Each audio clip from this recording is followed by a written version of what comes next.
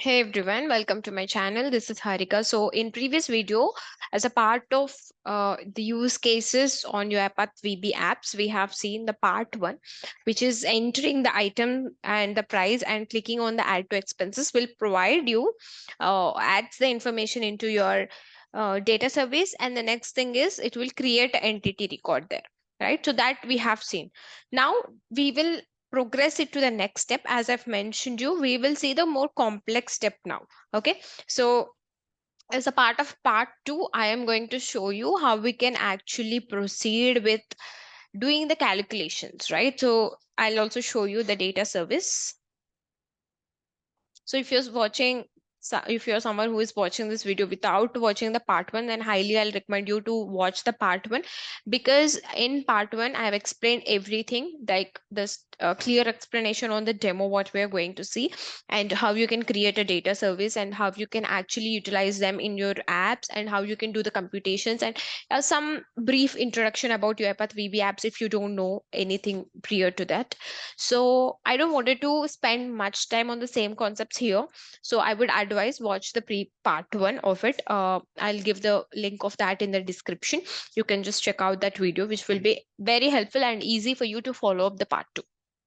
Okay, so now I am going to my data service, and we have a data service entity, which is budget app entity. In the data, I have all of these details, right? So now it's a, like, I'll just put up a question for you, like, if at all there's a budget of 3 lakh, and these are all the expenses that you have spent, right? So you have spent 300, 500 on movie and 3000 on dinner and all of that. So how, first question is, how do you understand how much you have spent till now? That's first question. And how do you understand how much is available till now? Okay, so let me open a notepad.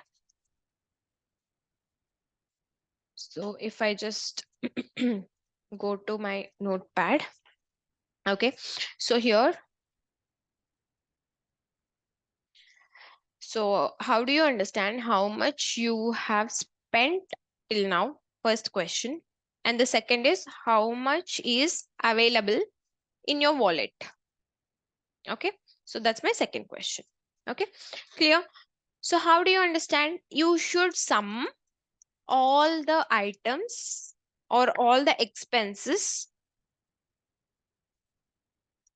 from data service entity, right?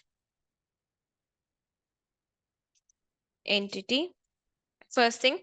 And how do you understand how much is available?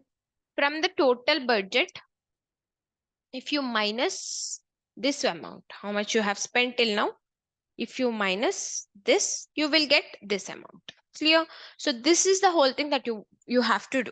So for that, I'll just give a total budget label. This is just a small label. There's nothing that we are doing here. Okay, so I'm just going to take one label. Okay, just put up that label over here, and we'll just style it a little bit, like, I'll just put up the total budget instead of label.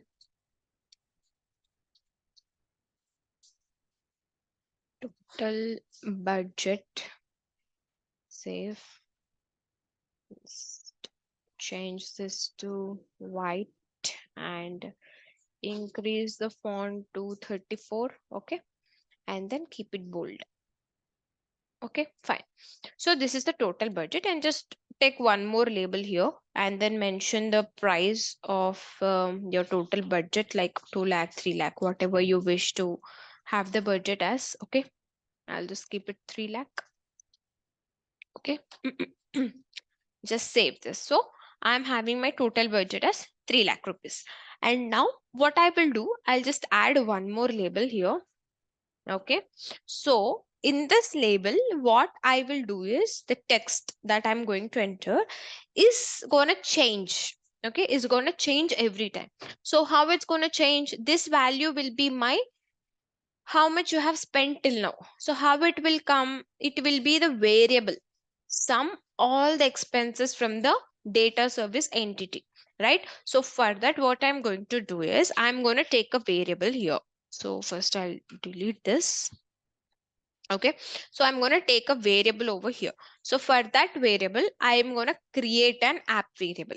Okay, so I'm going to create one sum variable. Okay, sum variable. That means it gives the total sum, or you will just take like total spent variable. Okay, and what is the type of it? Let's take it as a list source. I'll tell you why we are taking the list source also. List source of budget app entity, and then create that. Okay, and now why I'm taking it as a list source is because, so if you go over here, so I want that variable, right? So I want the value into that variable. So how can I actually generate the value into that variable is one question, right? So now for that, I am going to first take a button. Okay, just pull the button over here. So as soon as I click on this button, just rename this as check balance or check details. Okay, check details. So what happens when I click on this button? So I have some events, right? So I'll create a rule like I'll set the value. So what I will set this value to is, as soon as I click on this button, I'll set the value of this variable. What is this variable? Total, total spent variable, right? So I will set that particular variable. So what is the value that I will set is, we have already discussed. So sum of all the expenses from the data service entity. So I'm going to take query builder, and from my query builder, I will choose budget app entity. And what I am going to take, I'm going to take a condition here that I'm going to choose only price. We have two things here, right? One is item and the other one is price. So I'm going to choose only price. I'm going to choose only price where it's not equal to 0. Okay. That means I'm collecting all the expenses that we have taken till now. I'm taking all of them, right? And then click on save. So what happens is, whenever I click on that particular button, right, this value at that particular point of time, whatever the amounts that are there, they will all will be taken and it will be coming over here. But again, it will be only the collection of all of them, right? So that's why I have taken a list source. It's a collection of all of those values. We are not summing it yet. It's a collection only. So how we can actually sum them, I'm going to show now. Okay, so till now, if is it clear? Like we are taking one variable which is a sum variable. Okay, and this sum variable I have taken it as a list source, because here if you say, this is a lot of values are there. From this whole thing, I'm collecting this whole thing into a list. And then what I am doing, I am taking this particular grouping it. Actually, I'm having a condition where I'm taking only this particular values where the price is not equal to 0. That means there should be some amount. So I'm taking all of them and I'm pasting it over here. Okay, nice, perfect. So now after that, what happens? Let's go back. So till this point, we have just taken only the list. And after the list comes, so what, once after I click here, it should come and show over here, correct? So let's go back to this label. Where is this label? Label 5. Okay. So what I'm going to do here is, at this point, I'll get all the values, but I wanted to sum them. There's no function or the logic that we have written till now to sum all of them. We have just collected all of them into a list source. Whatever the values that were there in the entity, we are collecting all of them where the price is not equals to 0. We're collecting all of those records, but we haven't summed them yet. So how do we actually sum this? So if at all you have some prior knowledge on link query, it will be easy to understand, because it's just some query we are writing here to, to actually validate, or to sum all of them. But it's quite simple also. if at all you have the knowledge, then you can easily understand. If at all also it will be little difficult, but I'll try to make it simple for you to understand. And also one more thing that I wanted to mention is, so if at all you wanted to learn link queries, then there's a beautiful playlist already there up on my channel. Just go to my channel and then you can just see. I think there might be close to 14 to 15 videos on link queries. Let me. So 14 videos are there. You can see here. So you can watch all of them. Like you can become an expert after this particular series, because it talks a lot, like from the basic, like where query, and where function, how to get the matched rows, not matched rows, select function, group, join, update query, all of them, right? So which are basically we use in our day to day activities, in our day to day projects, right? So that will be very much useful for all of you. So just watch them. If at all you find them useful, do consider subscribing. That will help me to come up with more useful content and more videos. So yes, coming back to our actual concept. So here I'm going to write one link query which will do the sum action, right? Sum of all the things that we've collected till now. So for that, what I'm going to do, so the total the values that we have taken from the data service entity, or there in the variable total spent variable, right? So I'm taking that variable total spent variable, right?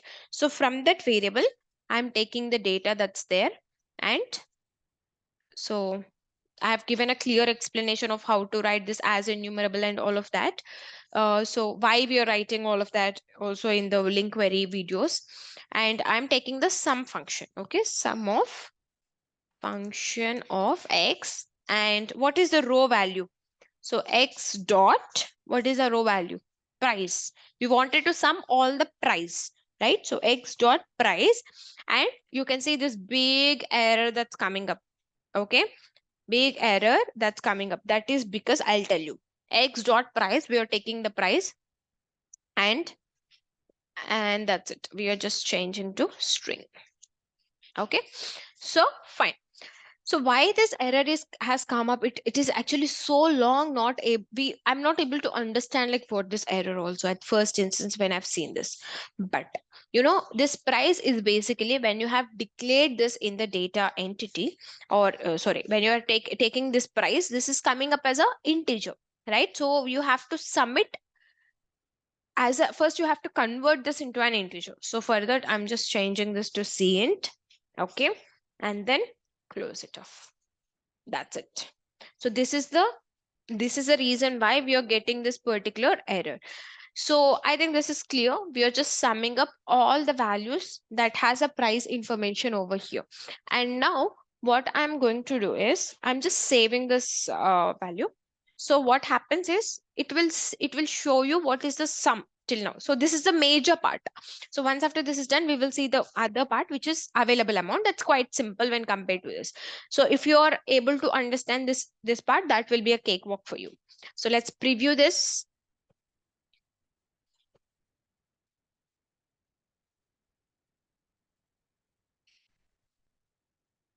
Preview this and we'll see the values. Okay.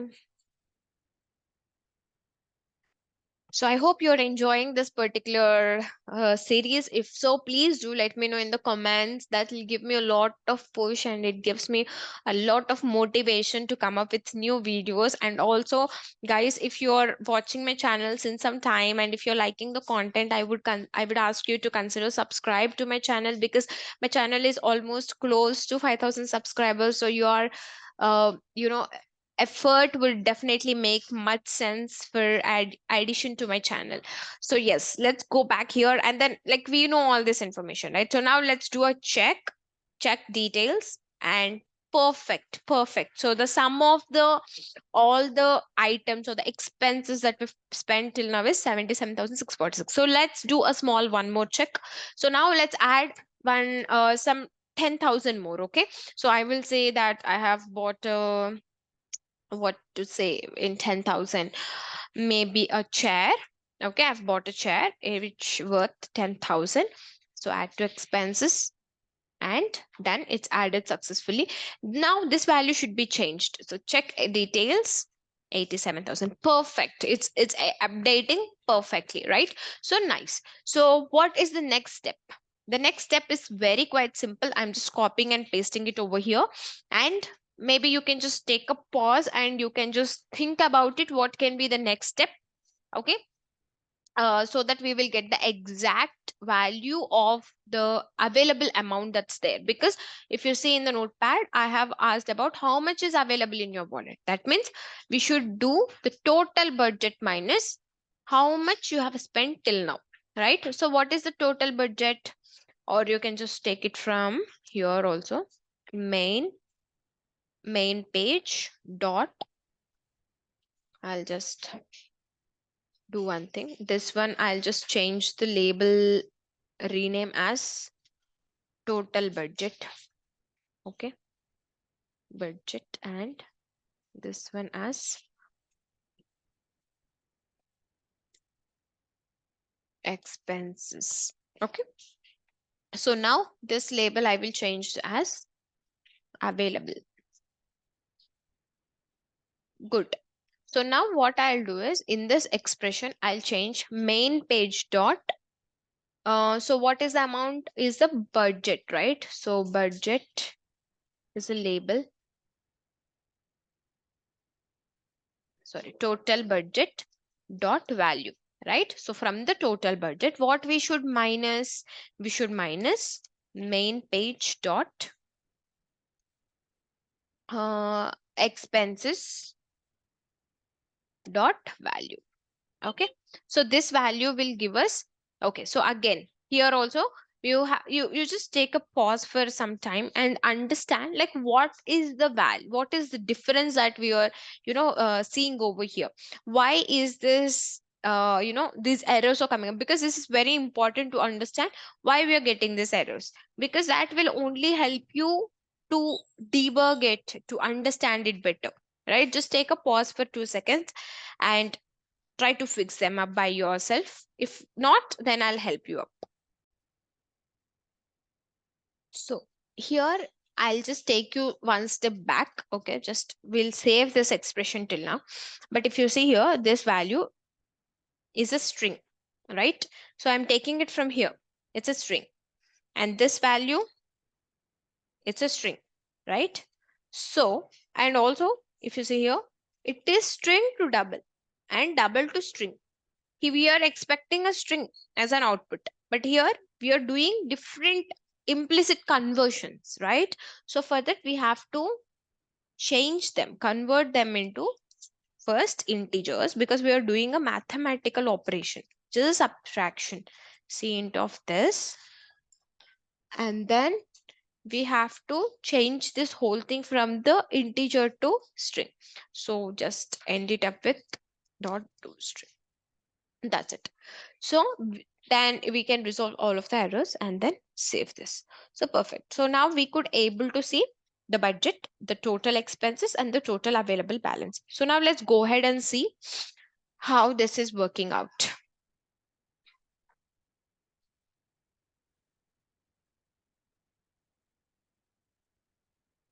Okay, so now loading this app.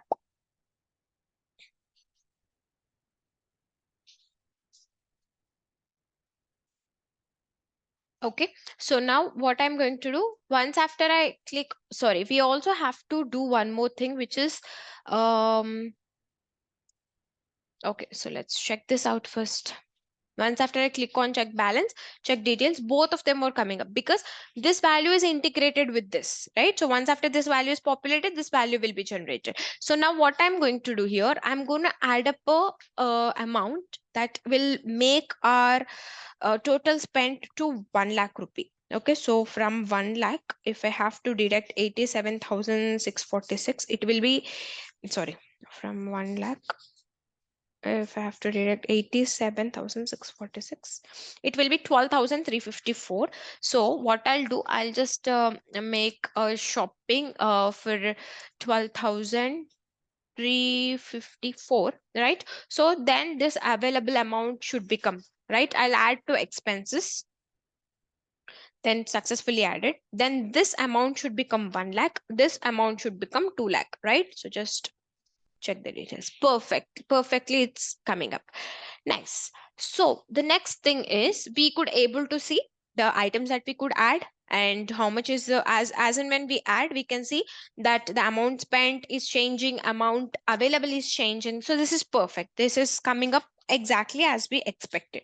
And the next thing that I wanted to showcase is, if at all the user wants to check why this amount is coming up so much, and I have a question mark in my mind that whether these details are correct or not, or just want to cross check how much he has spent, what all the details are there in the list, right? So at that particular point of time, he should be able to check everything. So for that, we will add one more button as I've shown in the previous one, part one video. The next part will be, we should be able to add one more button which will show the whole details. And not only that, that should also have the ability, provides the feasibility for the user to edit, update, delete, search everything. So I will show you that in the next video, which will be coming as a part 3. Until now, if you could able to do it parallelly alongside the video, definitely you could able to achieve, to to make a progress in this use case. If at all you're facing any questions, you can just let me know in the comments. I'll try to sort it out by replying back. So yeah, the part 3 will be regarding showing all the details for the user, along with the feasibility to edit, update, delete, add, also add, and search, sort all of this information. So how you can do that and everything, that I'm going to talk in the next video. So yes, do not miss any such videos. Do consider subscribing, and if you like this video, like, press, hit the like button, and also share across your friends who are working on the UiPath VB apps. And also follow me on my LinkedIn page. I will be keep posting the content regularly. Thank you so much. I'll see you in the next video. Till then, bye.